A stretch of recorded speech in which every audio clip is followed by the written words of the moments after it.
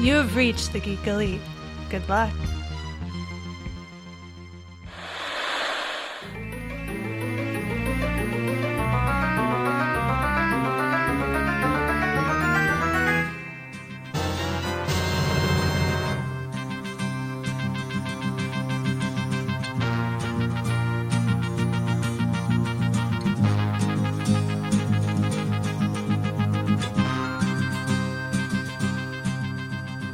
Welcome back to another episode of VHS Gems, the podcast in which we watch movies of old, not even of old, movies of that nostalgia years of childhood, of VHS cassettes and rewinds and blockbuster rentals and all that stuff. And we see whether or not those movies live up to that nostalgia, or if they're really creepy, or if, they should be redone and all that fun stuff. So, yeah. I don't think you can redo this one. I don't think you could either, no. I'm Jessica, and joining with me, as always, is John. That's right. And today, we are talking about a movie that, in this case, both of us had seen before. I think both of us had seen it several times before. Pink Floyd, The Wall, from 1982. I am going to start this because this is probably our most rated R film we've watched. I will start this with a slight trigger warning. This movie does have a lot of violence in it. It has a lot of depictions of child abuse, sexual assault, depression, drug use. So just trigger warning. We're probably going to end up talking about that. Oh, also white supremacy as well. This movie was all done as a way to point out how bad those things are, but I don't know if it quite succeeds. No, it was used as an empowerment tool, apparently, for those exact same things it was trying to showcase as being bad. Yes, well, they made a really poor choice in casting for certain roles. That was interesting, but we'll get to that because that is 3/4 of the way through the movie. So Pink Floyd The Wall is a movie that's based off of Pink Floyd The Wall album. I feel like Roger Waters probably intended it to always be a movie because the album came out 81 and this movie came out in 82. So I assumed they were being worked on at about the same time, but I didn't even think to look at that. The album was 79, and then... Was it 79? Yes, and then it came out in 82, the movie. They started filming in 81, all the animation and all that. Oh, maybe that's what I was reading then. Mm-hmm. They started filming in 81. But you're correct, yes. Roger Waters, once he came up with the general concept, he just wanted to go, all out and have it be okay, it's going to be a double album, and then it's also going to be this really elaborate stage show, and then it's going to be a feature film, and if he would have kept going with it, it could have probably been a Saturday morning cartoon or something. It just he wanted to make a whole franchise about it. Maybe an Adult Swim Saturday late night cartoon. You think that's a joke, but we had cartoons of RoboCop and Mr. T and Rambo. Obviously they were more tame for kids, but those were real things. We had a cartoon of Starship Troopers. We did? Yes, it was CGI. It was actually pretty good for its time. Huh. Yeah, no, I'm never going to watch that. If you also listen to our Geeks Watch podcast, I am currently trying to watch all of the old Marvel shows, and that's going swell for my brain development. Yeah, I recommend once you're done with all that is check out Exo Squad. Mm-hmm. That's probably one of the best 90s sci-fi cartoons ever made. Exo Squad. All right, I'll put it on the list that is 200 pages long from all the recommendations I get. So yeah, Pink Floyd The Wall, 1982, is a story about a rock star named Pink Floyd who, through trauma from his past and current trauma with his wife cheating on him, has a mental breakdown, and builds up a metaphorical wall in his mind, and ends up having to deal with the consequences of being a rock star on drugs and having all of these issues, and not dealing with them other than to just watch TV and do some drug, which they never quite show what drug he does. There is a line in one of the songs that says he takes downers, or at least, or he uses like something to calm him down. So that tells me he's definitely taking a very powerful downer over, say, cocaine. But oh yeah, it looks like he's taking a lot of heavy sedatives, and I think like in a couple of scenes you see him like lighting up hash, maybe. Yeah. He looks like he's smoking a lot and just drinking a lot of booze. Yeah, booze, smoking hash, I'm sure prescription medication. Those are all things he needs to kind of sink into it all. Def. And he's doing it incredibly unhealthily in this really nice hotel room for the 80s. And yeah, it's got a very nice Art Deco. Like, first thing I remember from the movie, as soon as it restarted playing it, was like, oh yeah, that hallway. It's so beautiful. It's so hard to say that about just a hallway. Yeah, I will say, I grew up listening to rock and roll and Pink Floyd. I mean, because I grew up listening to what my dad listened to. And I remember watching this movie at a fairly young age. I know I didn't watch all of this movie at a very young age. Like, I know I was never allowed to see the disturbing scenes. Not till, I feel like the first time I probably did it was probably when I was like a young teenager alone, and I took the VHS into my room to watch it, and I didn't realize how much I hadn't seen, and I was like, what's this? I was like, what are those flowers doing to each other? That's wrong. Yeah. But this, I've always liked it. Like, even though I also liked being young and innocent, I've always liked something about The Wall. It was always one of my favorite albums. And it was also the movie was always one of my favorite things to just watch in general. I think I end up watching it once a year, in fact. And there's such good shots in it. But one of the interesting things, like that hallway shot is really great, that opening. And researching this, it was interesting to see how the director was like, it was like a really expensive student film project was how he described it. And I was like, you know what? Yeah, I get it. but still, it's just, this movie, even no matter how disturbing it is or what it's about or what ends up happening, it always like struck with me, and I always think of it like when I'm starting to build a wall, because I mean, I don't have depression, but everybody has issues with feeling down sometimes. And when I start to feel myself, I think of The Wall, I think of Pink Floyd, The Wall, and sometimes I listen to it and it snaps me out of it, or at least makes me realize I need to talk about this with somebody, because that's not what Pink does. You're taking the correct lesson from the songs and the story. And as we come to find out, there's other people who took it the complete opposite direction. And I can't wait to get to that part eventually. But no, definitely, I mean, this movie deals with a lot of really interesting stuff that, like I'll start with a little bit of like explanation of my history with Pink Floyd. I didn't necessarily grow up with classic rock. I mean, it was always around me, but like I never really picked up on it till I was older. And I really became like a Beatles fan in my teens. And this one, I wasn't really exposed to Pink Floyd. I mean, I was aware from a pop culture perspective of, The Wall, the actual song, and the whole "we don't need no education" always just kind of came off as a joke, But then it's actually the worst song of the album, I think, personally, and it's the one that everybody knows.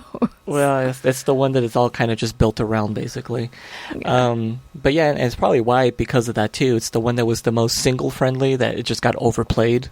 So out of context, it's just kind of like, okay, this song's like whatever. It really just, the whole package has to be considered. And I want to say I got into Pink Floyd in like my first or second year of college, when, interestingly enough, I saw a documentary about the making of The Wall. Really? Okay. It was like one of those VH1s behind the music, but it was specifically about the making of the album and what came before, what came after, and all that other stuff in between. And they cover a lot of it. It was like a crash course into Pink Floyd, and I got to learn a lot. Like a really short period of time.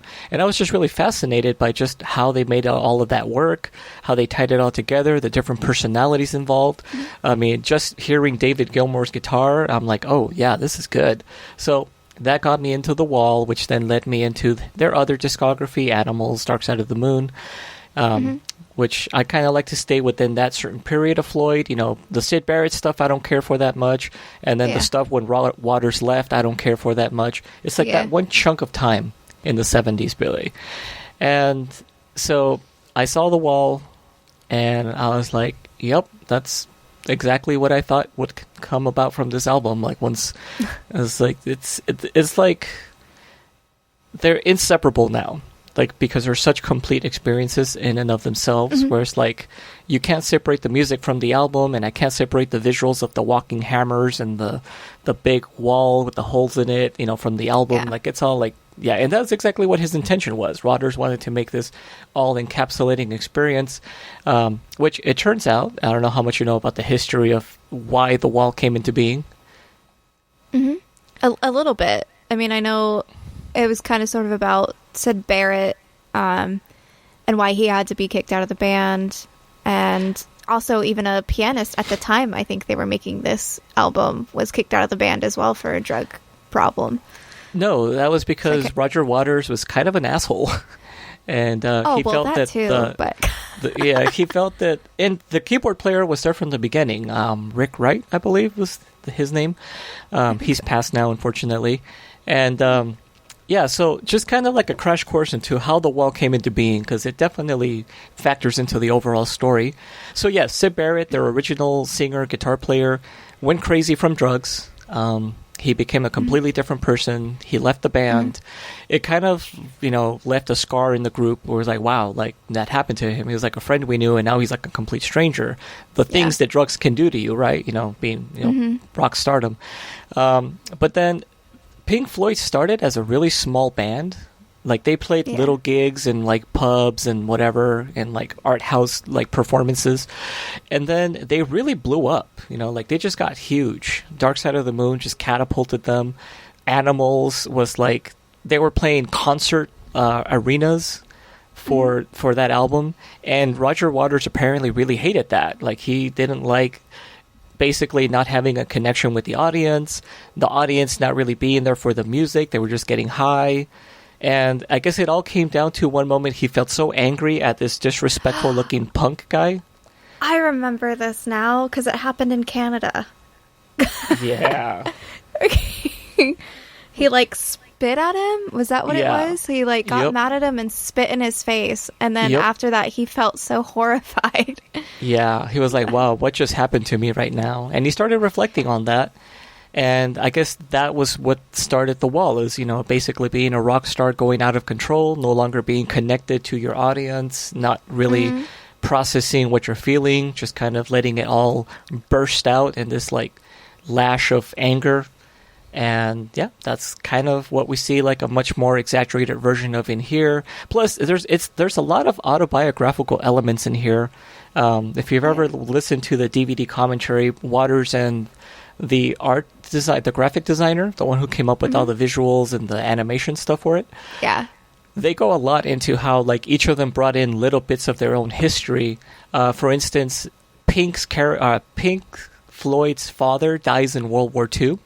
Which is what happens with Roger Waters' real father. And then a lot of the, let's just say, unpleasant female imagery.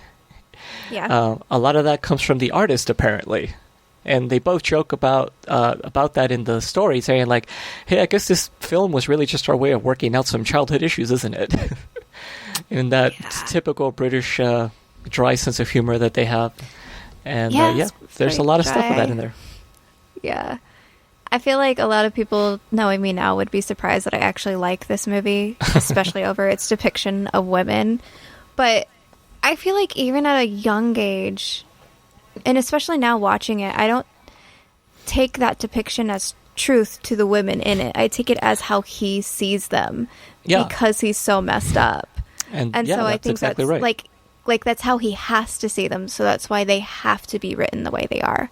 And also, I mean, of the other female that is in it, the groupies, like groupies are groupies. Of course, they're going to do things to get into concerts. Like that scene, I was like, that's realistic to the 80s and how they would sneak their way into a concert. Like they're going to try to strip with the roadies and then get their passes and then go in. But yeah, it's not the best depiction of women at all, but it's a realistic depiction to how he would see women, how he would see the betrayal of his wife cheating on him.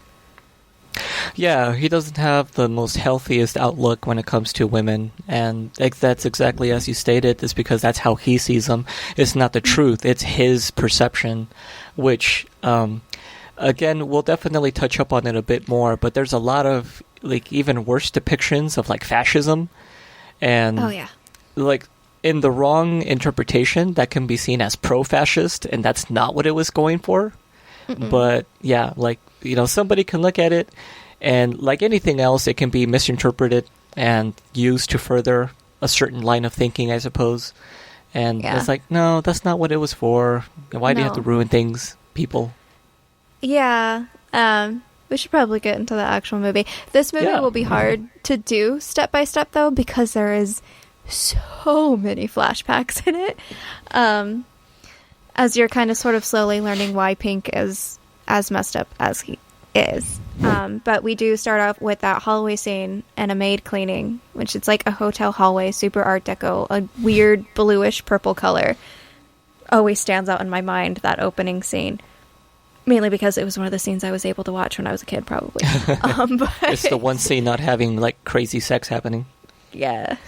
Vera Lynn there's a Vera Lynn song playing in the background, which comes up later on. There is a song on the album called Does Anyone Remember Vera Lynn? And Vera Lynn was a singer during World War II, and I think her most famous song was We'll Meet Again. Yep. That's one of her favorite songs, which he also directly quotes that song too later on. But yeah, she was like, she would go to those USO shows and sing to the troops, and she was like just that pretty blonde singer lady, and the troops would go off and fight in the war after hearing her sing.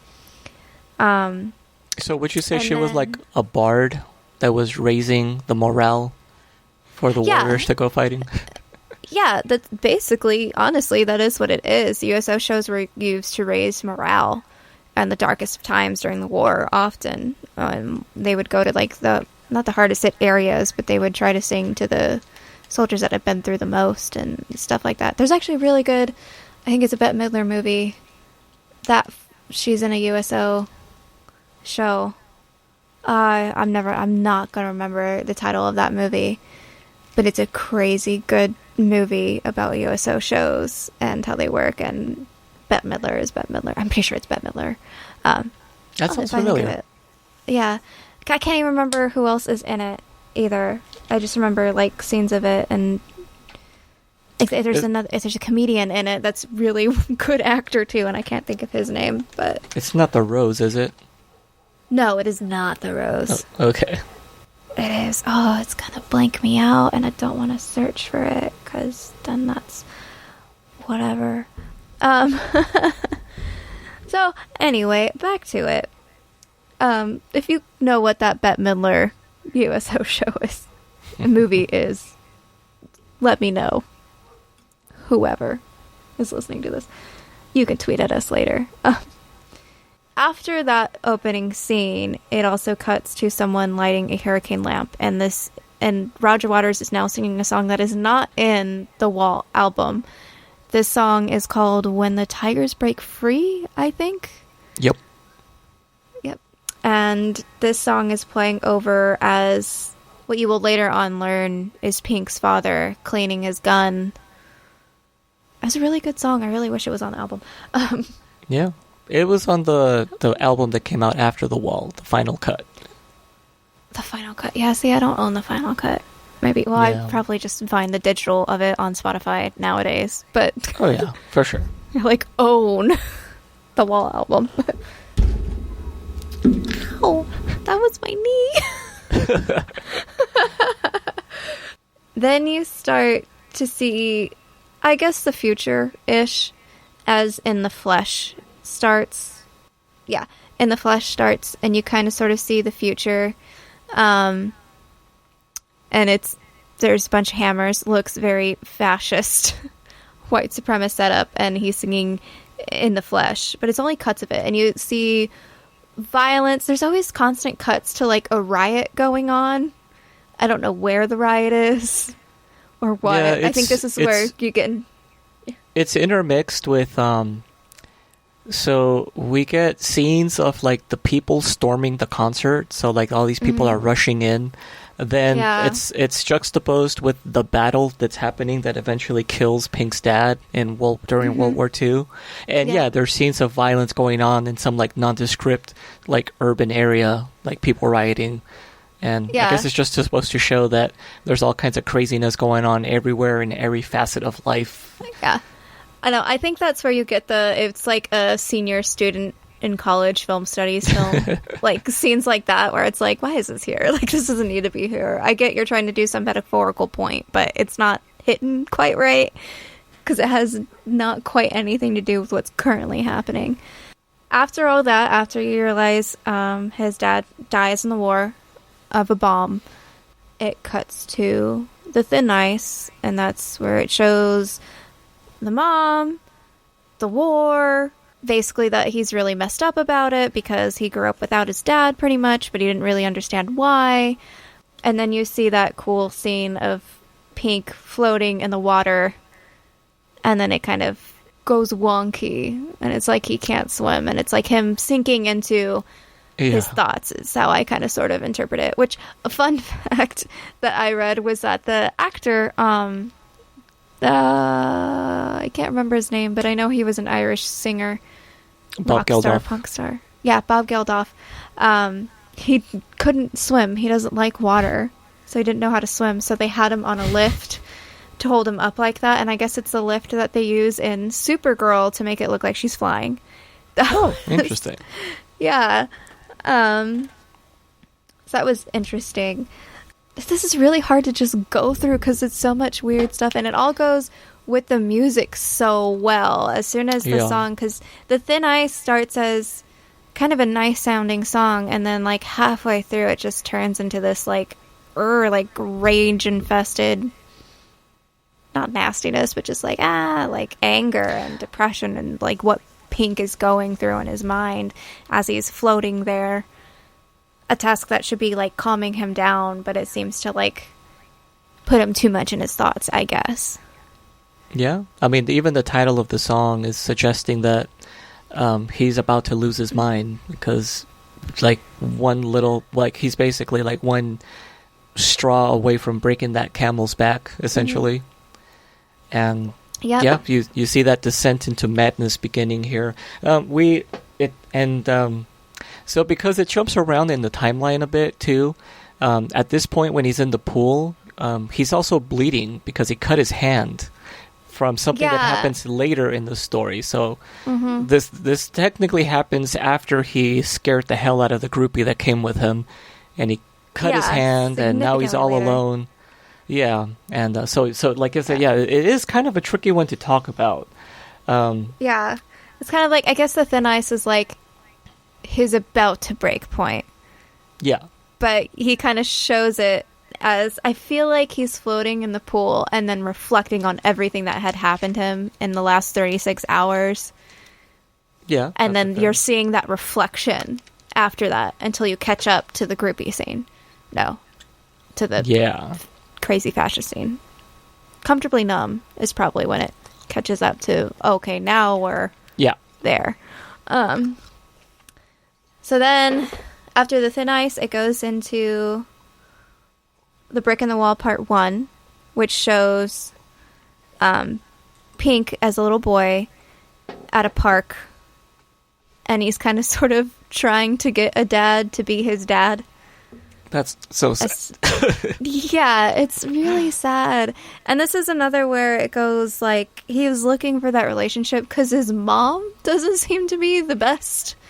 I mean, it's definitely, after World War II, like 1940s, 50s, it's just, I guess parents didn't really know how to parent. I don't know. But there's, like, she doesn't seem to, like, really parent as parents do nowadays. Like, really get their kids to, like, A, talk about their feelings, and B, like, watch them and care for them. Yeah, he asked the dad at the park. He basically tries to walk off with the dad, and the dad's like, you're not my kid. Bye, kind of thing. And then it'll cut to Pink going through his father's things. I think this is another song that's not on the album, and I forgot to write down. It's the same one. It's The Tigers Go Free. It's split up into two parts because of those scenes. Okay, all right. So it's the same one, and he's putting on his dad's stuff, and he, very importantly, he finds his dad's bullets, which will come in a little bit later on. And then we cut to, and this is where I go to Mom is neglectful, because there's a scene where Mom's just, like, laying out in the sun, tanning, and Pink is clearly in, like, a bassinet nearby, crying. And she is not moving, which studies now have shown that you should not let your child just cry. They'll not cut it, like, at that young age. When an infant, if an infant's crying, they need something. They need to be held or fed or changed or whatever, but they do need something. And if you don't provide that something and you let them keep crying, they already start developing trauma. So, like, that is the root. You do have to, like, not let your babies cry, because they will develop stress and trauma and all that stuff. Just so you know, research nowadays. We know these things now. That explains a lot. Yeah. And then as that little scene is happening, it cuts to a cat looking at a dove, a white dove. And that dove flies away, and we get our first awesome animated sequence. Yeah, I love that whole Iron Eagle thing. Oh yeah, this is definitely my favorite animated sequence. I do like all the animated sequences, like, for their art form, not necessarily what they're about, but, like, this is the one where I like the whole thing, and I don't feel, like, bad for kind of liking it. Like, I do the flower one where I'm like, I like this, but I feel bad for liking this. But, like, the dove turns animated, and it turns into this huge metallic eagle, and that sort of starts to lay waste to the land, and you get a lot of metaphors to, like, how England was during World War II and what they're trying to get out of, I would say, is that, you know, because it shows, like, the humans have turned into dogs wearing, like, gas masks, pretty much, these, like, dog-like creatures wearing masks and hiding under, as they did during the bombings during World War II. And I also feel like it was a good way to show how the war industry kind of sort of changed England as well, because that mechanical bird turns into, like, a building later on. Like a factory or something. Yeah, and I feel like that might have been... And then also you see the soldiers dying constantly in, like, the corpse-like version of them, and then the British flag turning into a cross for, like, the soldiers' graves. The red bleeding off of it. Yeah, and the red bleeding off of it. Yeah. And it's not subtle. We should say that for sure. Like, this is very, I would say it's heavy-handed, very literal. But it is trying to convey, I think this particular song is trying to show you, like, the post-war Britain, like, recovering from all of that trauma. Those dog-looking people with the gas masks, that's, from what I remember, the artist talking about, I think his name is Gerald Scarfe. He says he remembers that as a child, because he was, like, 5 or 6 during World War II. He says he remembers having to go into bomb shelters, and, like, all of the kids, they are wearing, like, these huge masks that were clearly meant for adults, and, like, just looking really exaggeratedly huge. So he specifically says he's always had that image in his brain of, like, these little, almost like goblin looking, you know, small creatures with these, like, oversized helmets or masks on. So yeah, like, it was a like very traumatic coming back from that, recovering from that time period. Yeah.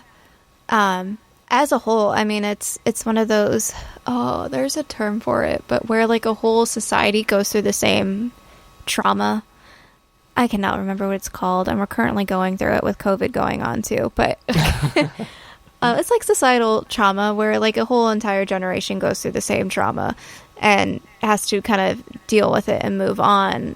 But I also feel like the other metaphor in there, at least I picked it up like the last few times I've watched it, that it could just be how industry is built up out of war and innocent people dying. Because the boom after World War II within industry was ridiculous. Our technology grew phenomenally, and they just built and built and built from everything they got, and kind of sort of shoved aside or forgot what caused that increase. You know, that like old term that war is kind of good for the economy kind of thing.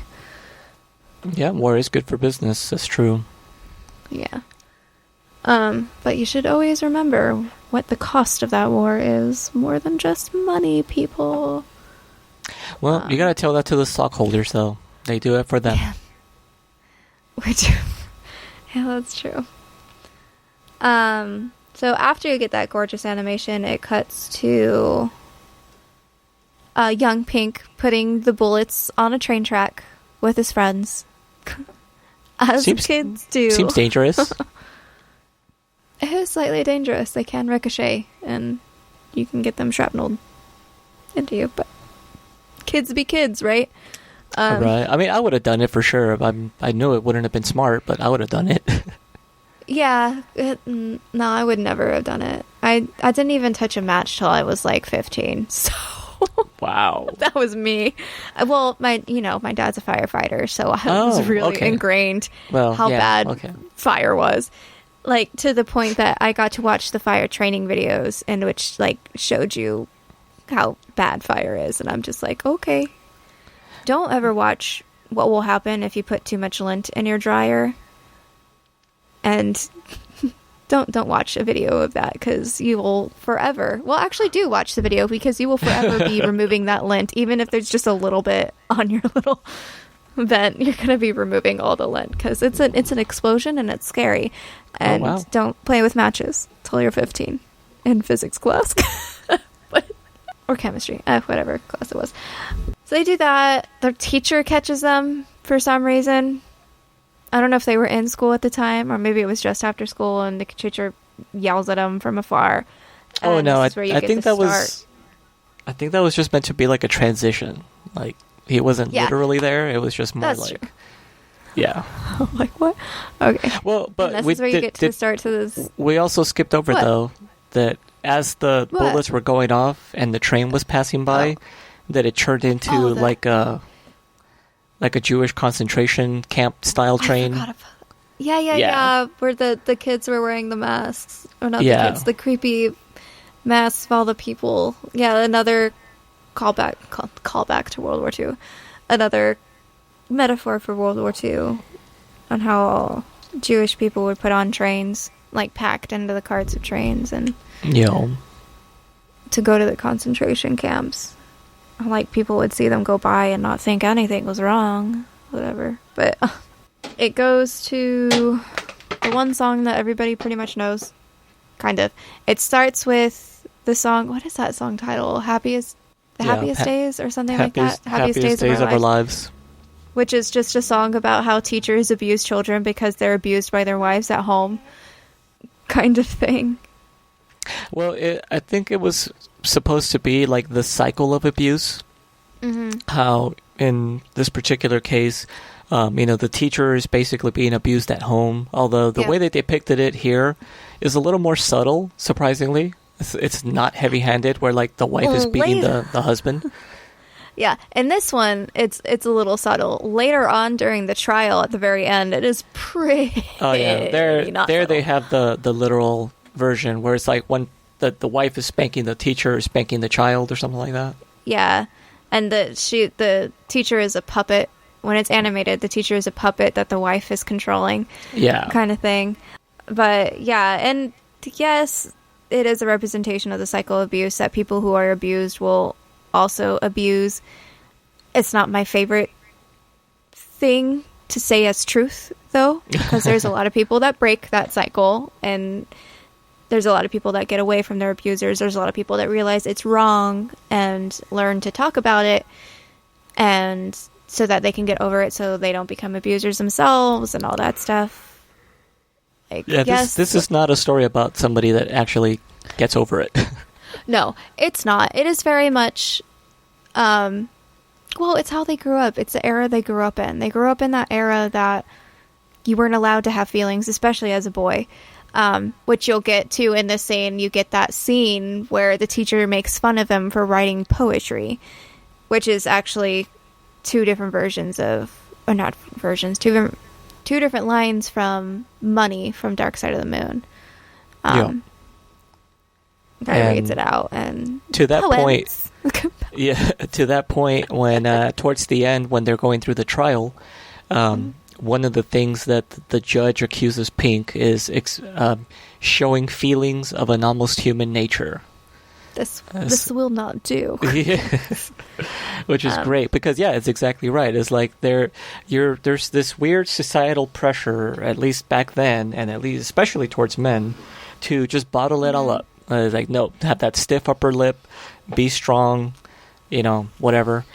No, a lot of people resort to things like drugs and other ways of coping with the stresses of life, because pushing it all down is very, very short term.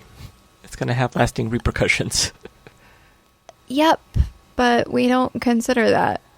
I mean, we do currently. Our society is getting a lot better at treating mental health and treating trauma as a serious thing. The biggest change being in how we handle PTSD, probably, which is actually recognizing what PTSD is, and that anybody can get it, and not just people who are in a war, too.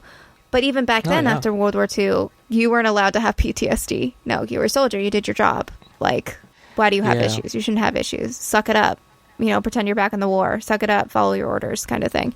Nowadays, it's a lot better. But when you have a whole society being raised to suck it up, to not have their feelings, to, just do what you're supposed to do, we all gotta... The other thing was we all had to come together after World War II in order to make our countries better. Like, in order to not let that happen again. So we had to pretend, basically, everything was okay. I say we like I was there, but... but that also had a huge impact in how people would hide their feelings, because you weren't allowed to, because you had to be strong for your country, because we weren't going to let World War II happen again, kind of thing. And then the Cold War happened, and then we were all traitors. It's just humans are just not great. No, we're not. We're not great. We need help. Still very primitive in many ways. Yeah, government's still not doing too well, but it's just, that's how it is from the beginning of time, and it's going to take a lot to change. And I think with The Wall, Roger Waters was trying to show that it's not okay, and it just didn't quite hit the mark. No. I mean, it did for me. Even as a kid, I got the message of it, but you're watching only half of it. You get another brick in the wall, which I think I didn't even write that much about it, because honestly, to me, it's like the most boring part of the movie, because it's the music video that people see on VH1 Classic. It's like, and this is a full-on music video. You got the kids doing the backup. You got the maze where the students are being thrown into the meat grinder. Again, not very subtle. It's like, no, school takes away your individuality. Well, not just school, but like just that sort of societal demand for conformity. Demand for conformity, and to pretend that everything is okay. It's not. So I mean, The Wall is The Wall. If you know anything about Pink Floyd, you probably know that. So this is where you get the phone ringing, and older Pink is trying to call someone, and they're not picking up, and the song Mother starts, which was one of the first songs I learned how to play on guitar. So, and also, this is a different version. It is. I actually love this version of it, and my dad can play. Well, it's not till the third verse that it starts doing like the plucky guitar. That's how my dad plays it. I just strum it because I'm not a great guitar player, but my dad can actually play it like how it is played on the movie. The song starts out kind of a cappella, completely different and softer than how it actually is on the album. and you sort of learn about how Pink had relationships with women from when he was a kid to when he married his wife in this whole thing. Actually, no, past his marriage with his wife, I think.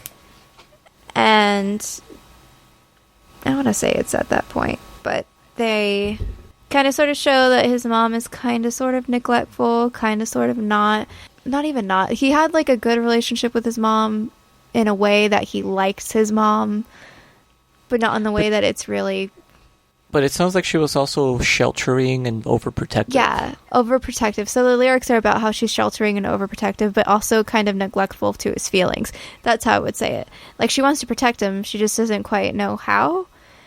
This also shows him, like, taking care of him when he's sick. And I had to read the trivia on it for this one. Apparently the doctor is checking to see if he has polio. That's why he does a certain, like, knee test or something. I guess that was a test for polio. And it seems the doctor is concerned, so, you know, naturally, like, Pink is freaking out in his bed, but Mom's like, you're fine, and, like, shuts the door on him and goes to talk to the doctor, and he ends up still waking up and going down to her room and, like, you know, sleeping with her for comfort, and then it cuts to a scene of him seeing a dead body next to his mom. Like... Yeah. Yeah. There's a lot going on right there. There's a lot going on in the song Mother, and it's such a pretty version of the song Mother, and I'm like, what is happening? Every time I watch it, I'm like, it's probably one of the best solos, too, I have to say, from a purely musical perspective. It's like, man, that's a really nice, like, little, simple, but, like, heartfelt. It packs a punch. Yeah. Going back slightly to a previous point you made about Pink's experiences with women, in a short way, you could summarize it as just being awkward. Oh, yeah. He just doesn't really, like, relate well or communicate well with women. There's that really, like, just cringy scene where it's like some kind of a dance, and the only other girl that's not dancing, he was like, well, I guess it's you and me. And she's, like, twice his size when she stands up. Yeah. She's, like, sick, man. Too, isn't she? Yeah, she's huge. She have, like, yeah. She's, like, full-grown sized woman that's still, like, in middle school, and you poor Pink, he's, like, at her waist level or something, and they're trying to slow dance or whatever there was that they're doing. Yeah. And his mom is just dancing with somebody, too. All weird. Yeah. But then it also has the scene of him spying on his neighbor undressing as well. Again, also not healthy behavior to be doing. Not healthy behavior, but especially because he knows what he's doing is wrong, because then he shuts off all the lights to, like, make sure he doesn't get caught, and I was like, wow, like, this guy knows what he's doing. Yeah, he's definitely, like, a young teenager in that scene, though. He's also smoking a cigarette, too. Like, he rolled I think it's a cigarette. I don't know. But he rolled something. It could be weed. I'm not for sure. But he rolled a cigarette of some kind and starts... And he's smoking the devil's lettuce. What's happening? He's smoking it and watching his neighbor get undressed, because that's what we girls like to do. Just always undress in front of open windows. Well, it was a different time. Yeah, I guess, but no, I still feel like we would have been like, somebody could see in. I don't know. Yeah, he spies on her, you know, hides it, turning off the lights, and freaks out when his mom comes in and everything. And then it cuts to his relationship with his wife and how she's actively cheating on him right now. Because... Well, and to be fair... Yeah. I think that was honestly Pink's fault, although I'm sure Pink wouldn't see it that way. He was portrayed as being kind of neglectful. He looks like he's completely zoned out when he's, like, trying to write a song on a piano. He's, like, just staring off into space. She's trying to talk to him, and he's kind of ignoring her. She's trying to get intimate with him and even strips in front of him, and he's trying to, like, move her out of the way so he can watch the football game, or soccer, as they call it here in the States. And it just seems like the natural progression where she's just like, look, I've tried, like, communicating with you. You're not receptive. I'm like, what am I doing here? So it's like, it really isn't anyone's fault other than Pink's in this sense. Yeah. But if you are the kind of person that sees it from a, I want to say, more narcissistic point of view, I could totally see how you could be on Pink's side and be like, man, like his wife was just a cheating, harlot or whatever. Like totally take the side of like, why does she have to go do that? And I was like, well, because she's a human being, and you don't like talking to someone who's like not even there half the time and isn't receptive to you. Like, what else do you expect? Yeah. And see, this was where for me, I recognized that Pink was thinking about everything he did, because you still get that perspective. Like, you still get him just staring.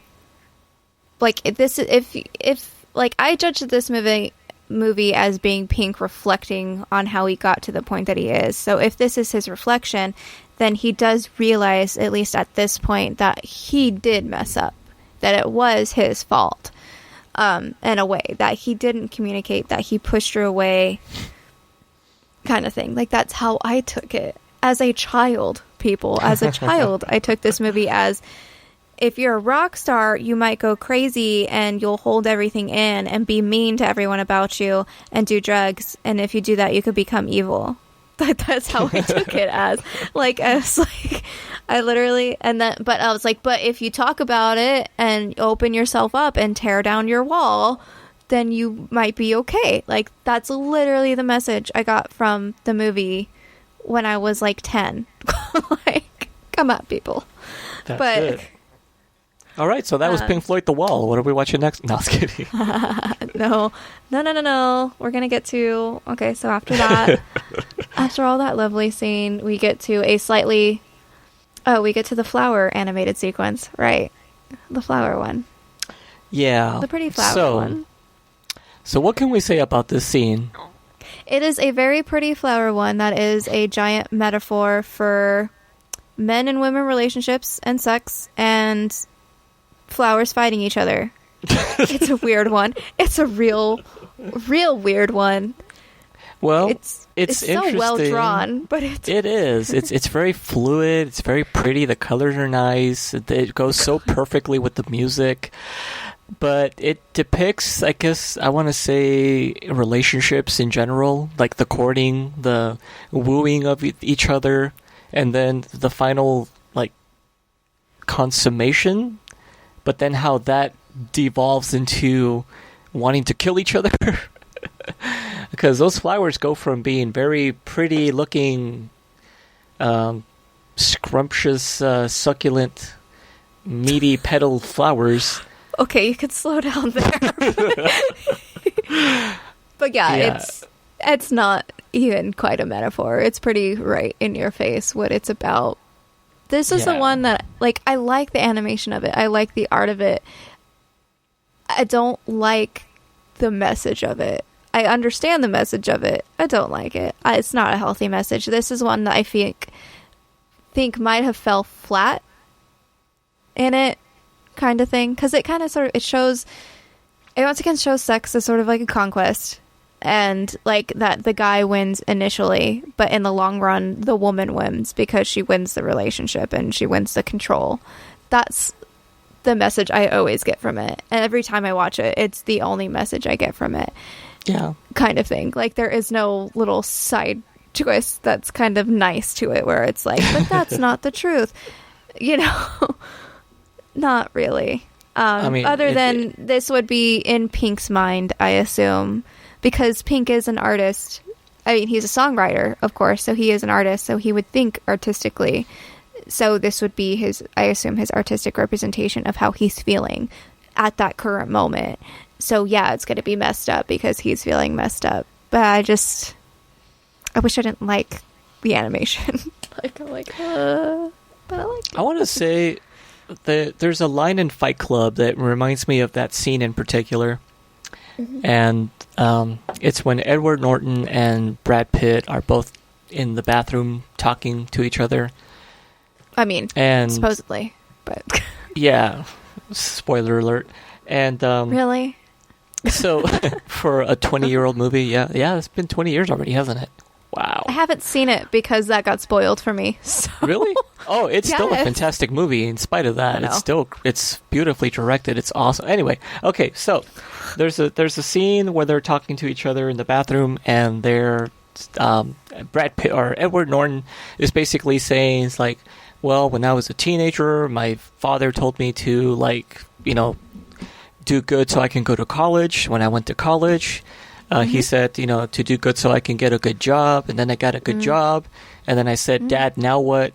And his dad told him, I don't know, get married. And Brad Pitt responds with, we're a generation of men raised by women. I wonder if another woman is really the answer we need.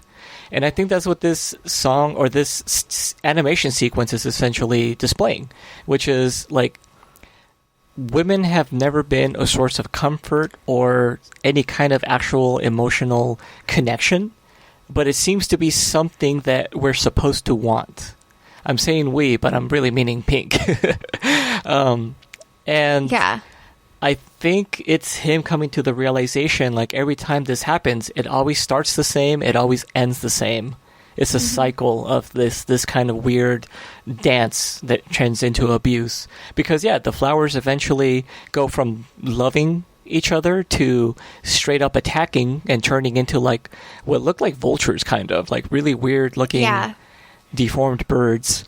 And then, you're right, at the end, the woman is the one that wins because the flower that looks more vulva-like, I want to say, ends up lulling the male flower into like a false sense of comfort, and then just rips it open or rips it apart, and then flies away with its remains. I was like, that is a very incel kind of mentality to have. Yeah. It's also very much that Pink sees women as women and not as persons or people kind of thing, which would also be... He sees them as reproductive organs more than anything. Yeah, that too. And which would also be like another issue that would be in the era that he grew up in, was that, women were, you're supposed to take care of the kids, you're supposed to make kids, you're supposed to take care of the home, like, you're supposed to do this, you're not supposed to go and join, I assume, anti-war rally. I don't know what that was, but yeah, it was nuclear war. Yeah, so you're not supposed to do that stuff. You're supposed to take care of your husband. You're not supposed to, like, bug him when he's watching TV, I guess. That's it. And that was very much the animation sequence was like... This might be a side note, but during the scenes where we're seeing the wife kind of going to these, like, peace demonstration rallies, and she's sort of kind of, like, getting interested in, like, the guy who's running these demonstrations. He's just kind of like a normal-looking guy. I think he's a little bit balding, but she's looking at him like, hey, I like you. She's got that look in her eye.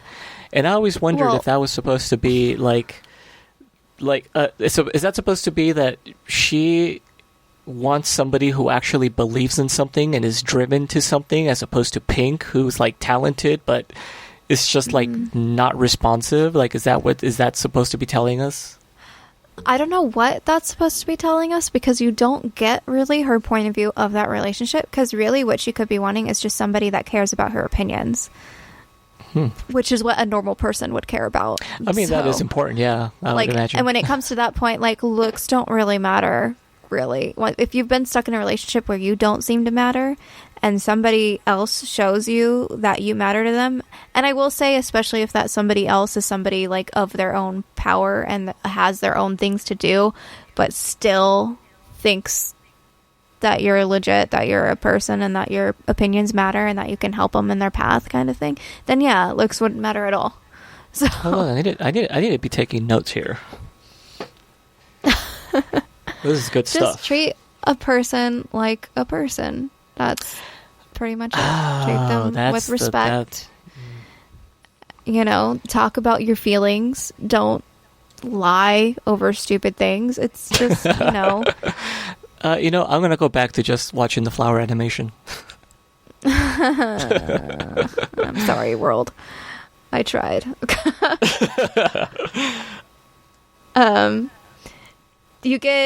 So moving on, you get a extended version of Empty Spaces.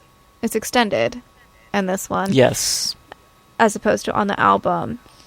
And during this, it cuts to... What does it cut to? Oh, people robbing a store for some reason. Looting a store. And then it goes to the song Dirty Women. And this is where you get the groupies. The American groupie girls sneaking in backstage. Oh, it's called Young Lust. Oh, it is called Young Lust. Dang it. But it does say he wants a dirty woman. Yeah. But yeah, it is a Young Lust. Well, Pink Floyd's really good at that. At, like, just, we're going to say this phrase over and over again, but it is not going to be the title of that song. You're like, but why not? Come on. Ooh. I do like this song. But, anyway, we could just skip over that. Basically, the groupies get in the way that groupies would get into areas they can't get into. And, you know what, though? They were on a mission, and they accomplished it. Like, they just marched in. They were, like, professionals. They got the distraction cue, and they got the just everything cue, and, I mean, they knew what would work to get them to that backstage spot, and this wasn't their first rodeo, that's for sure. Yes. Hey, I do not judge them for doing it, because they got what they wanted, and, those men were just being those men, Right? I mean, if they were easy to manipulate that way, then whose fault is it really? What is it? I always forget.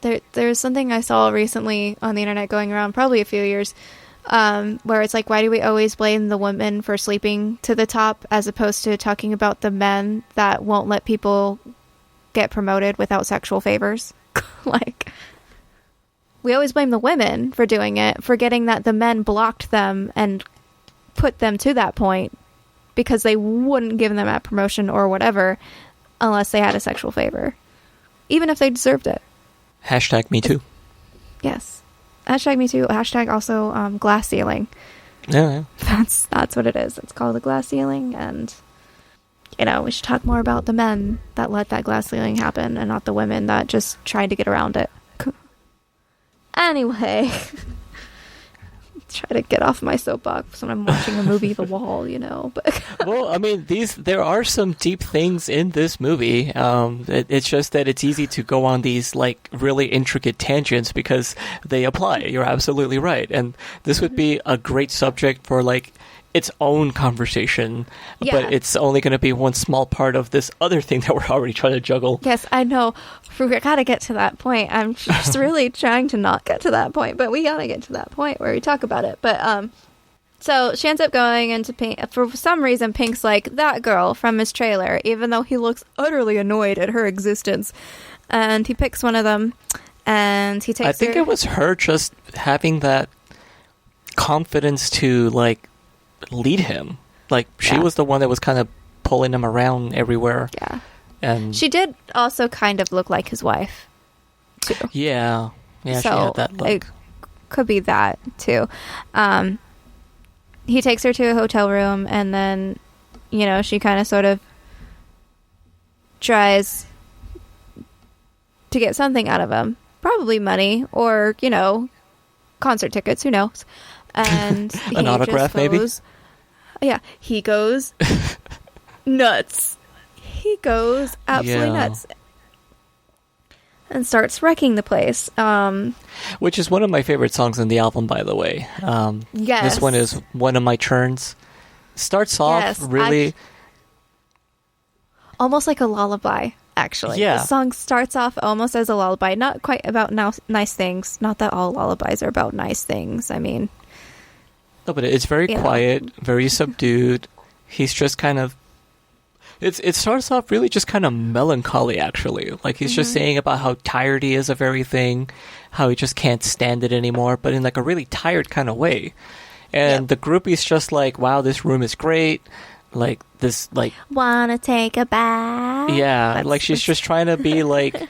She wants to be an object to him, basically. Like, she's offering herself in a way of, like, hey, like, let's do with groupie stuff, And he's just kind of, like, checked out mentally, and he's just trying to watch TV at this point. She's definitely starting to annoy him, and what I think is one of the best things about this particular song in the whole album is that he goes from like 0 to 60 in like no time. Oh yeah, It's like raging out, shout, singing, and breaking everything, throwing bottles her way, not hitting her, thankfully, but throwing bottles her way, breaking everything in the hotel room, breaking a window, and then shouting out the window. Yeah, kicks over the TV. Yeah, complete mental breakdown. Just cuts his hand on the glass, which apparently he did for real. Yeah, see, this is where I talked to my dad about this a bit, which I think I talked about this before, but my dad and I, like, before me watching this, got in an argument because I said, oh yeah, I'm watching, The Wall, the rock opera, and Dad was like, it's not a rock opera, it's a long music video, and I'm like, there's spoken words in it, and I was like, no, the album is considered a rock opera, but anyway, I was talking about that. Oh, he actually cut himself. And my dad's like, but it's in the script, because he apparently looked up the script to try to prove his music video thing. So he's like, it's in the script that he cuts his hand there. I was like, that doesn't mean he didn't actually cut his hand on something, though. But yeah, he apparently cuts his hand. Like he could have done it for real on accident. Yeah. Which the actor also doesn't like blood. So, which comes up in a scene later on that he had issues with initially, but he got totally into. I almost don't want to talk about that scene. Yeah, no, I hate that scene too. But Ooh. Yeah. So, we should also point out that this is we are now basically caught up to the beginning on the thin ice, where he's now in the water. Mm-hmm. And he's finally slipping into like that weird kind of, I guess, insanity. And then he's, I guess, takes a moment to kind of recover. He's back inside the room, like everything's a mess. And he decides to just reorganize everything. And it looks like a World War II battlefield made out of just all the trash and broken stuff in the room, which looks really interesting. Yeah, it looks really cool. Also, I think before that you get that scene. Is it before that you get the scene of the shadow scene where his wife Shadow turns into the animated infant, like the mantis, insect, bug, mantis, creature thing. So you see very pronounced hips. Yes, she becomes that in his mind, this like horrible creature. I also, in my notes, I forgot I put this, but when he does the shout out, I think through the window or something, I wrote on my notes, like, Pink kind of looks like if Jerry Seinfeld and Kramer had a child. Because his face looks like Jerry Seinfeld, but he's crazy like Kramer. I was like, he's got like Kramer hair. Yeah, let's laugh before we continue to the rest of this. So yeah, he does that crazy scene, which does look utterly awesome. It does make me think of that scene nowadays. It makes me think of how they tried to do it in, what was it, the Suicide Squad with the Joker, where he's like, I think it's a Suicide Squad with the Joker, where he's surrounded by stuff he broke. Yeah, all the knives over and Harley guns leaving him, and knives and guns. And I'm like, was that what they were channeling there? Little baby clothes. Actually, yes, I remember when the trailer first came out for Suicide Squad. I was commenting, I don't know, must have been Reddit or Facebook somewhere. I was like, hey, did anybody get like a Bob Geldof from The Wall vibe when that one scene? Because they showed that in the trailer where he's like starts laughing and his hair's all slicked back and he's got like kind of like exaggerated lipstick around his mouth. And then, he lays back and you pull up and you see it's almost like in a circular pattern around him is all these knives, like butcher knives and guns and baby clothes and like weird, like it's just weird. And I was like, what if they're going for like a Pink Floyd vibe with his version of the Joker? Like it's somebody who's like kind of calm for the most part and then has these moments of just sheer insanity. Yeah. And that actually got some people excited about it, and I'm so disappointed that that's not what we ended up getting, because that would have been an interesting take on the Joker. It would have been. I want to say we got another one in the Snyder Cut, I guess. Spoiler alert, I guess. Oh, it might as well be unrelated. It's so different. Oh, yeah. Isn't though. Anyway. Yeah. He has long hair. No. Yeah. So it goes to the song There'll Be Nobody Home, which is also a good song from the album. And it kind of sort of shows him sinking into his depression, watching TV, and then also like in a desolate land field thing. Yeah. Just and then starts seeing a lot of the people from his past. Yeah, seeing all the people from his past. And then also, this is a version... this is one of those like student film moments where young Pink goes into an insane asylum and it's completely abandoned, but then he finds older Pink there going insane and runs away and gets scared. This is where you get that student film. You're like, why is this Which... here? This isn't a horror movie, and they weren't exactly playing it for horror, but that scene where Pink looks up is so terrifyingly creepy. It is terrifying, yeah. I was like, Bob Geldof must have been a little insane too, because like he did that way too well. Yeah. You get like a bunch of scenes cutting into one of another of like dead people in the trenches and just huge metaphor. The walls building more. And then you get to the Virulin song. And it's young Pink at a train station. The soldiers being welcomed back home. And it's clear he's looking for his dad. And his dad's not there. And then you get the song Bring the Boys Back Home, which is a little trippy looking because it's a young kids band playing it, and then everybody in the crowd just starts singing it. Yeah, I mean, that definitely was your rock opera moment right there. Yeah, so I guess I assume that is the visions that he is having while he is in his drugged up stupor watching his TV, because the next scene that you get is Comfortably Numb. Sorry, I'm kind of running through this now because... we're going to be talking about something for quite a bit later on. Comfortably Numb, they basically get the doctor to, like, wake him up, even though he's practically almost dead. He's so out of it. They probably give him adrenaline of some kind. Comfortably Numb is one of my favorite songs from the album, and I feel like should have been the more successful singles over Another Brick in the Wall Part 2. But I think it is occasionally played on the radio, just not as much as Another Brick in the Wall Part 2. But, during that, you get the scene of Pink finding a rat that has clearly been poisoned. Pink decides he wants to save it, though, and first he shows it to his mom, and his mom likes, what are you, nuts? And so he goes and puts it in a little box of hay, and then puts his little sweater vest on it, and then, like, the next day finds that the rat had died because it had been poisoned, and he puts the sweater back on. And you're like, oh, that's why you were sick, Pinky. That's why you were sick in the beginning. Like, he could have single-handedly restarted the plague. I know, right? Like, my gosh, dude. During this, they drag older Pink out of the hotel room. This is where you start getting totally trip fest. Everything's jumping around. Whatever. They're dragging him out of the hotel room. He seems to be turning into worms or a corpse or, I don't know, scariness.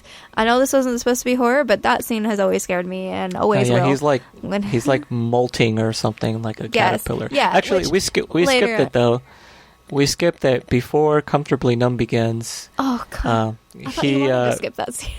I can't now. I was like, we have to mention it. Okay, fine. We'll do it quick. He goes a little crazy with a razor, and he shaves off his entire chest and his eyebrows, and he cuts himself a bit, particularly on his chest, in an area that you would not want to cut. We don't need to see where it is. You could just say an area you would not want to cut on your chest. Yeah, a little pointier than the normal parts. Yeah, slicks back his floofy hair. Gels it all back and turns into what only can be said as being, Hitler 2.0. That is literally what he turns himself into. Yep. And this is where you get his larva has fallen off. He is now the guy you saw in the beginning of In the Flesh. And you get part 2 of In the Flesh, which is the one in which he's basically Hitler, part 2. And he's encouraging his crowd to beat up people of certain looks certain races, Basically, certain religions. non-white Basically, people, basically. Hitler. Yeah, basically non-white people, but also, Jewish people as well. He is quite literally turned himself into Hitler.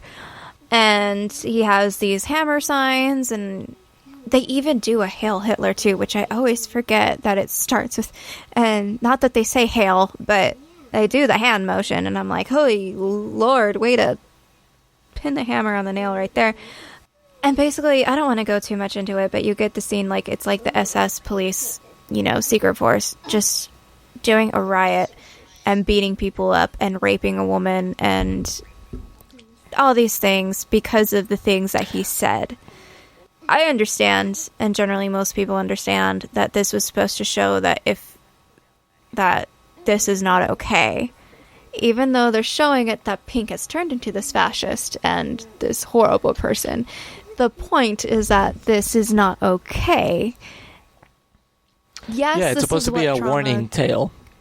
Yes, and it's like, yes, this is what trauma can lead to. It shouldn't ever get to this point. People should be able to get help. But I mean, I also can't help to think, like, young Pink was made fun of for writing poems. Young Hitler was made fun of for doing art. That was why this metaphor is here, I would say. Yeah. Because it shows that if you let all these little things add up, it can create a really big, horrible thing. Hopefully we don't ever let that happen again, but I am only so confident. But I am just that much of a realist. It fights with my optimism a little bit too much. But apparently we learned, at least I learned, from IMDb. I don't know if this is true or not. I assume you can trust IMDb trivia. They actually hired white supremacists as extras for this scene.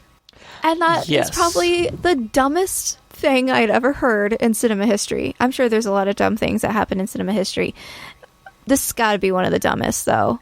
They were like, we need why do you need realism? You don't need realism. Well, it's called acting. You don't need it. I think what it was, because they just needed as many people as they can get. The casting call was basically for, skinhead-looking people. Mm-hmm. And it just turns out that a lot of skinhead-looking people were actually skinheads. So I know. And that is one thing that even as a kid, when I looked at them, I was like, that looks like a white supremacist. That looks like one. And sure enough, yeah. And the director was like, yeah, it got a little out of hand. And then I guess afterwards, this particular set of white supremacists took the hammer insignia that had been fake for the movie and made it a real white supremacist insignia. And you're like, yeah. And Roger Waters and the director were like, well, that wasn't our intention. I was like, well, what did you think was going to happen? It would have happened irregardless, though. Yeah. I mean, if you look at the symbols they take nowadays, I mean, the swastika wasn't a sign of evil until the Nazis appropriated it either. So, yeah, it existed before. As a matter of fact, there's because this is something I've looked into as well. There's pictures from the 1920s and 30s in New York where there was a basketball team that had all of them had a swastika logo on them on their thing, and they're saying what happened to this team's logo after 1930 something or whatever it was?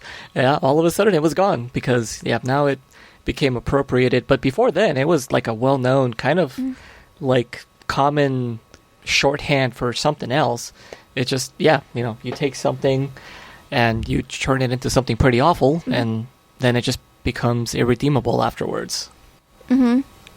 The swastika symbol was taken, and it was originally, I think, a symbol of hope. I can't remember exactly what culture it came from, but there's even symbols nowadays that people take not understanding the meaning of it. One thing that I could think of, right away as a modern example, is when, during the BLM movement, police officers started using the Punisher symbol. Ooh. And you're just like, that's not anything to do with the Punisher. Like, he would hate you guys. Like, he would kill you guys for what you're doing within, the bad cops.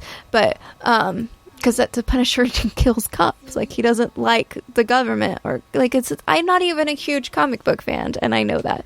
I am a huge comic book fan. I don't read the comic books, but like, I'm a huge comic book movie fan, and I know the Punisher doesn't.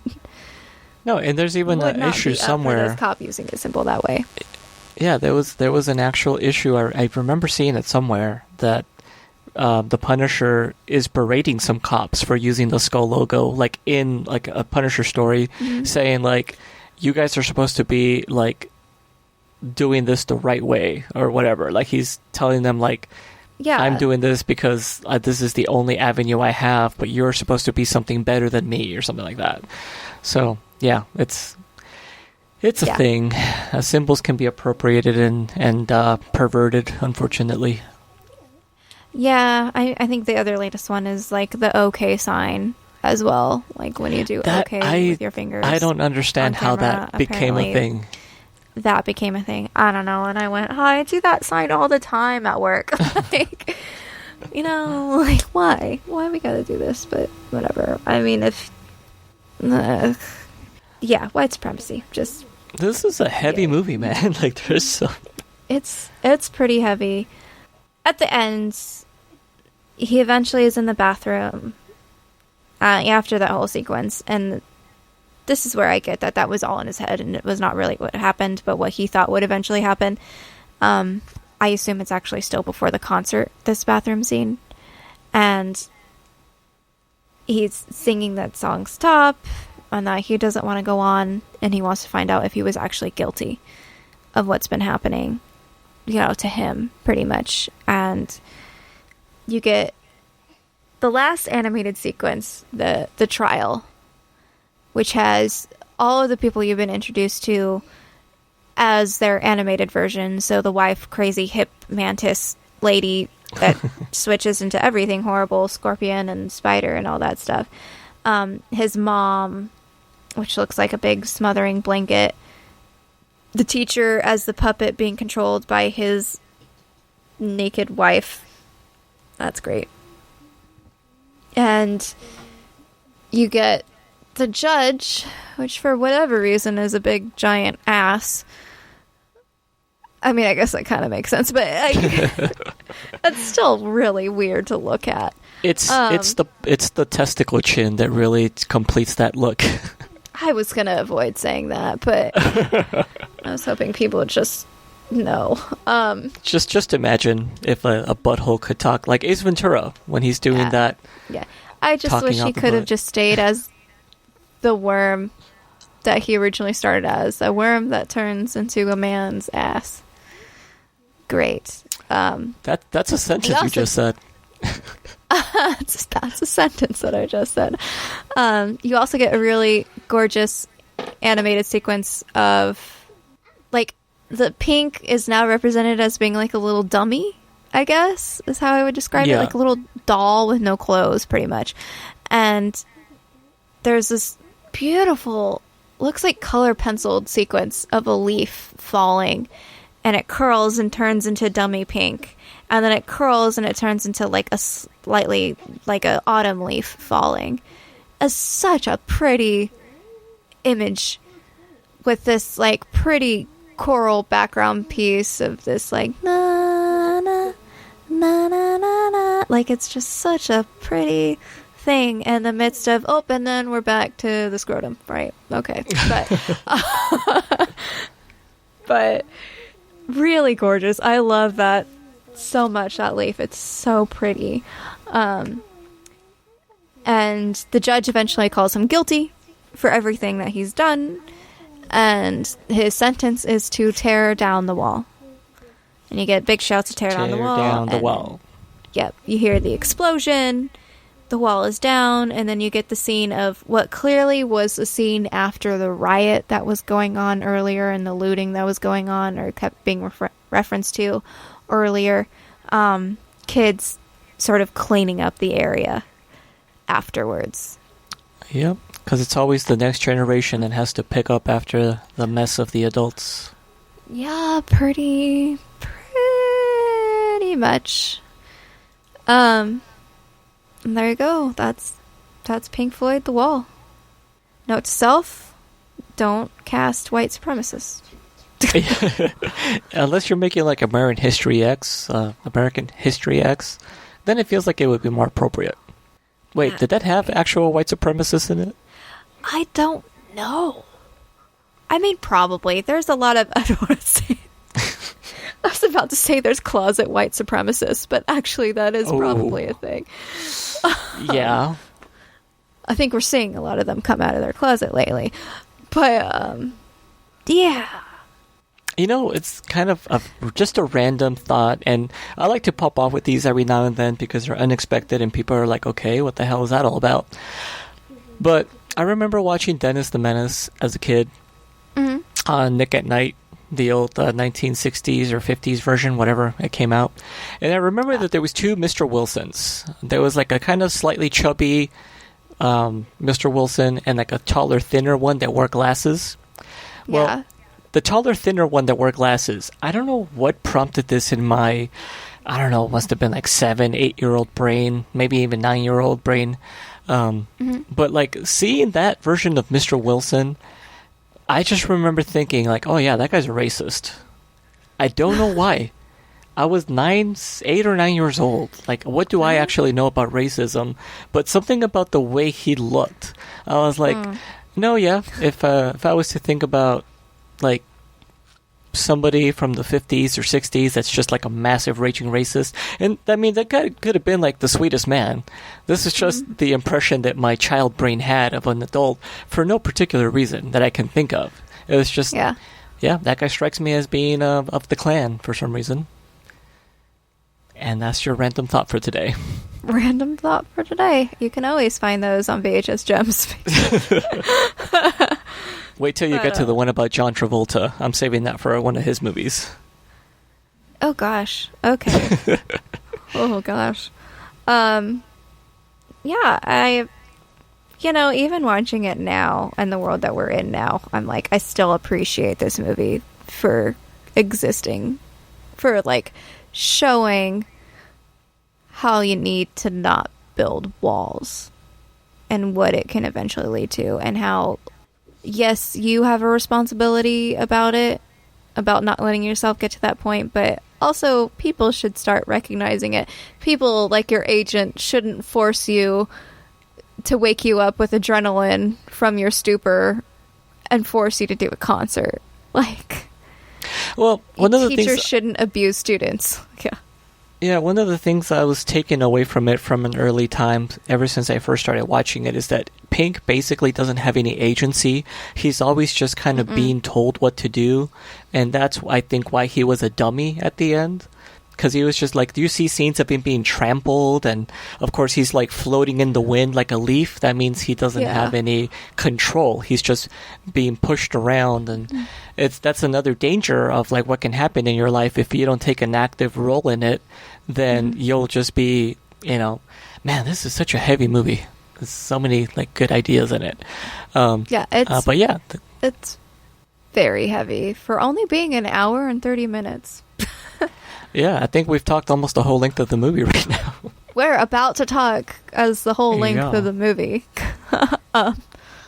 But I'd like to think that if you sync up this podcast with Dark Side of the Moon, it matches up. Okay, that was a lame joke. Okay.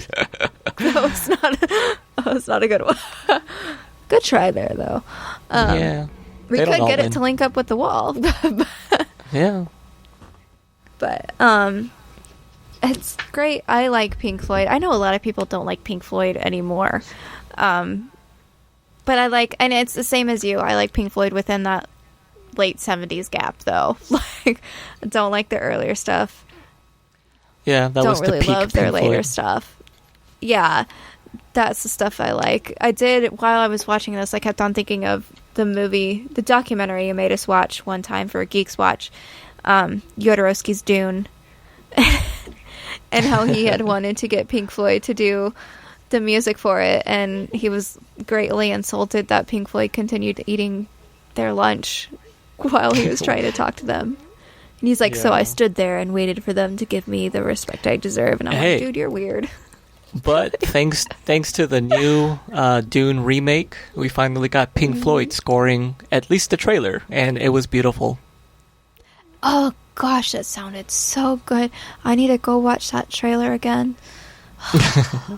So excited for that movie, especially after reading Dune.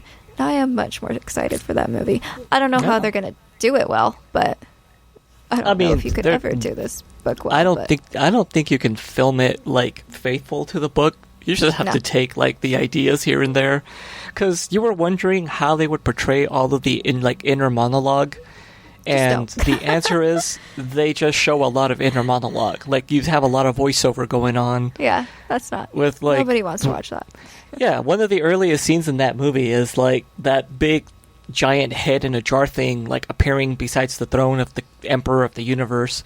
And you hear the people thinking like they're like behind the scenes. They're like, oh, the whatever person is here. What must this mean? You know? And I was like... Yeah. They could have just said that out loud. Why did they have to think it? Yeah. Because that's all it is. Political intrigue. You know what? I don't know if I put the 1980s Dune as a VHS gem. Should I add it in? I mean, I'll watch it again. I have not watched all of it. Okay. I have never gotten through all of it. But I also haven't tried to get through all of it after reading the novel. So, because I read the novel like last year. So... You know, the best thing, though, I would definitely recommend at the very least to watch the trailer comparison, because somebody took the new Dune trailer and they took the footage from the... Oh, you did see it? Okay. Yeah, you sent it to us. Oh. You were like, look at this. I don't know that anybody ever actually watches the stuff I send. I just assume it's unseen, but I just like to feel like I contribute. No. I generally try to watch it. I might forget, but I generally try to watch the things. Did you watch Pride of the X-Men? Aha! Oh, I haven't watched... No, I haven't yet. Got you. Busted. I was kind of done with X-Men, though. That was rough. Well, this one's only unique because it was a one episode only, and it was what was supposed to launch the animated version, which they scrapped, and then we got what you eventually watched. So it's kind of like we could have had this instead. So, you know, you have that basis of comparison. Yes. We could have had Australian-sounding Wolverine and... Yes, another show, X-Men, that deals with, you know, societal trauma and racism as well, just like the movie we are watching and supposed to be talking about, The Wall. It's not a podcast with John and I on it unless there is at least 5 tangents going on about the other things we watch. Yes. So I think that's all I have to say about The Wall. I don't want to go too much into like the past of it or anything, mainly because we are at about the movie length right now within our recording. How about this? Would you recommend this movie to someone? Yeah. I can't think of a particular name, but I have shown it to people before. Okay. Like, I have shown it to my friends before. When I was like, you want to know like how I'm weird and why I'm weird? I really like this movie. Watch it. See, I don't think I could show it to anybody. My friends will never judge me, and they love me for who I am. That's how I know if they get through. Yeah. No, I have. I do think it's a really good movie. I think it's filmed really well. I think the animation sequences, although a little disturbing, especially that flower one, are really well done. Really good. I do say, and noticed it this time too, that it does feel a little student filmy, like a bit in your face metaphor, but I also feel like that's because it's a film made by Roger Waters, you know, like by a music artist. And he technically was like a art school like dropout also, so yeah, it feels a little pretentious, like just a little. Oh yeah, a little too on the nose. I'm not even gonna lie, yeah, but Roger Waters is like super stuck up. Yeah, absolutely. Yeah, but I still like it regardless, and I could like it because I like Pink Floyd, and I didn't grow up watching all of this movie, but I kind of sort of grew up watching this movie. And You come for the Pink Floyd, and you stay for the intense psychological analysis. yeah, pretty much. Yeah. Yeah, if you are having dark times or anything like Pink at all, don't build up a wall. Don't do drugs to distract from it. Although I know that's the easy route. Just talk to somebody, please. Even if it's a hotline or anything. Talk to somebody. You know, talk about your emotions. It is perfectly okay to have bad feelings. It is something that we teach now, even in early childhood, that it is okay to have bad feelings, to be angry and to be depressed and to be sad. It's okay. Just talk about it or do something about it. That is not drugs, though. Especially Or the trashing illegal hotel ones, rooms. but, like, yes. And drugs do include the legal ones, by the way. That's the other thing I like to remind people. The drugs do include the legal ones. Those are still drugs. It's still using it as a distraction from your problems. So, yeah. There we go. That's my soapbox, I guess. Not even soapbox. Just take care of yourself. And each other. Wait, what's that from? And each other. That's from a thing. It'll come back to me. Like, could it... It could be one of the COVID things we got, you know. Mask up. No, it's stay safe, kind mask of a up, semi. take care of each other. It's I like don't know. have your pet spayed or neutered. What Wait, are wasn't that those? Jerry Springer? I think that was Jerry Springer's thing. Oh. I don't think I ever watched a whole episode of Jerry Springer. Guess I'm missing out Yeah. on something. You're not. 1982, Yeah. Pink Floyd The Wall. A long music video or a rock opera. Who knows? John, where can people reach you? Wow, we can address my emotional trauma at Twitter. I am at MagicBollocks. All right, and I am on Twitter as at JMBaileyWrites. Tweet at me if you want to talk about your feelings. I am always open to talk about feelings. Please, wherever you are listening, rate, review, and subscribe to our podcast. You can find archives of this podcast and other podcasts that John and I are on at geekelymedia.com. You can also find us as at geekelymedia on Twitter and Instagram, and then facebook.com/geekelymedia. Also, don't forget to check out our awesome Patreon page, where just for a few buckaroos a month, you can get access to behind the scenes and cool videos and extra content or early release content as well on our Patreon. And yeah, until then, always remember to geek out. This concludes our broadcast. Beep.